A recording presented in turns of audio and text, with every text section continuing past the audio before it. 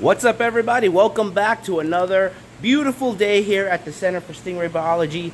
It is a gorgeous Sunday. It's not too hot, it's not too cold, just the right temperature. Came into the shop just to make sure everything's okay. Oi and the girls are waiting for me at home, so just trying to get some stuff done and then get back to the family and clean up the house a little bit. But all right, so we got a lot of things going on here. I'm gonna give you an update. We're starting to sell stingrays again. We have some stock here. Just gonna show you real quick. The tank's a little bit cloudy because we got to do the water changes today. I haven't gotten to it yet. Just wanted to bang out a quick video for you guys. We got some albino pearls there. They have the line genetics, and we got some pearls here. Oh, that's a beautiful marble Matoro. This is what I'm calling now a designer marble Matoro because it's got all that intricate pattern, not typical of a wild marble Matoro. You see all the different markings there. Let's see here. We got these black diamond hybrids. This is one of my favorites in this tank so far. I love the high concentration of the spotting. Everyone's looking good. One last black diamond over there, but that one is sold. So if you guys are interested, hit us up. Either send us an email or give us a call. Either at Stingray Biology or at Predatory Fins. They're all doing good and ready to go.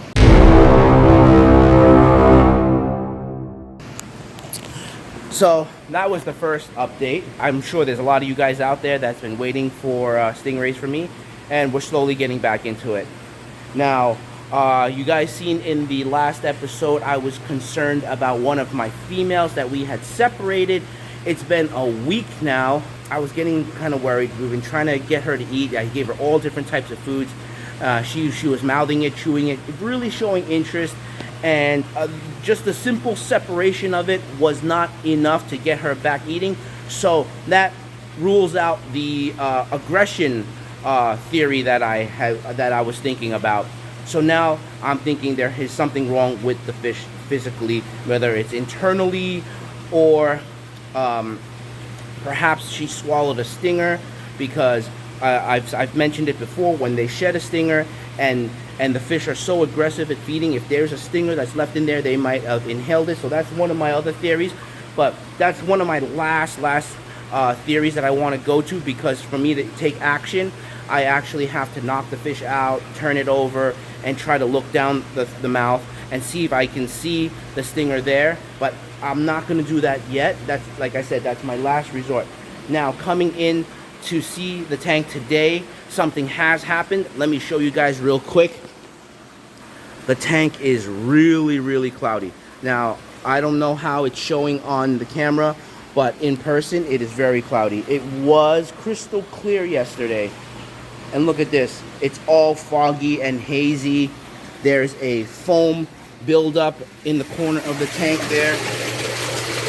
Okay, so what that means is there's a lot of buildup of protein or bodily fluids. So I'm going to give you my next theory now, because like I said, this whole thing is a trial and error type of a process where I need to figure things out.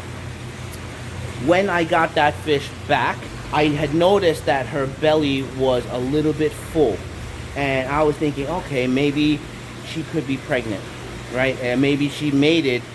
Oh, look at that. Sorry to cut this off, but look at that right there. You see? That's a stinger right there. Now, had I not caught that and I started feeding, somebody might have inhaled that. So let me pull that out right away. The last thing I want is, while I'm talking to you guys, somebody gets excited and thinks that's food and inhales it. So all you guys at home keeping stingrays, this is one thing you should always be looking for, are stingers that have shed. So hang on here. It's stuck on the net. There we go. You can't tell, but I'm going to describe the stinger. It's actually like a serrated knife. If it goes in, it catches onto the flesh and you can't pull it out. You can, but you'll be tearing flesh. All right, anyways, I'm glad we caught that. So back to what I was saying. When I got that fish back, I noticed a little hump on her back, and I thought she could possibly be pregnant because none of the other fish had that. And I think I'm pretty good at potentially spotting it, unless it's really well fed. But like I said, in the beginning when I brought them back, I was feeding them very lightly because I was still cycling their tanks. So there's no way that they can have that kind of hump. Let me show you these other guys. You see, they don't really have a hump on their belly. You see that? You see that? I haven't fed today, so it looks a little flat. Now once I feed, it will fill up. So I had noticed with this girl here, she was always full on the back, whether fed or not fed. Now you see how she's lifting the back tail? I don't know if you can tell through that screen. I think she pushed out undeveloped embryos, or it was partially developed maybe, and maybe the transit of bringing them back. You should try not to move around a stingray that's pregnant, especially from different water sources, and the stress of it could really take a toll. But look, you see she keeps lifting her back. So what I think happened here is the embryos died, they're rotting inside of her, and this is the fish is just going through their natural process of dealing with that. Okay, then that would explain to me why she has stopped eating for the last week and a half. And today, she decided to let all that bad stuff go, which is why this tank is so dirty. And I've had my fair share of miscarriages and females aborting, and I know that smell. And that smell is probably all the uterine milk that the ray produces to feed the pups that wasn't getting consumed, and just the pups rotting inside. So now you see, look, she's more active and moving about the cage, unlike the other day where she was just sitting there. So this is a very positive sign. I have a good feeling that she's going to recover now, and I'm so glad that I didn't have to do anything extra to stress her out or hurt her, right? But there is a lot of activity going on here. When situations like this happen, the hormones that are in the water now are going to trigger these males to be aggressive, all right? And what I had noticed yesterday, not today, but yesterday, the albino black diamond has got a huge gouge. Yeah, come on up. There we go, good boy. He took a sting right to the nuts.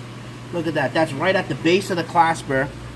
I'm guessing that the males were getting a little bit feisty and pouncing all over each other, and something happened and he got whacked right in the nuts. Oh my goodness. It looks painful, but stingrays are very tough fish. We're gonna keep an eye on it, and I'm gonna see if it's getting worse. Then I'm gonna have to medicate the tank. But typically, they're with good water quality, they will start healing up on their own, and that's what I'm gonna start doing now. I'm gonna do a massive water change here, probably about 90%, and fill it back up. And then tomorrow I'm gonna do another one.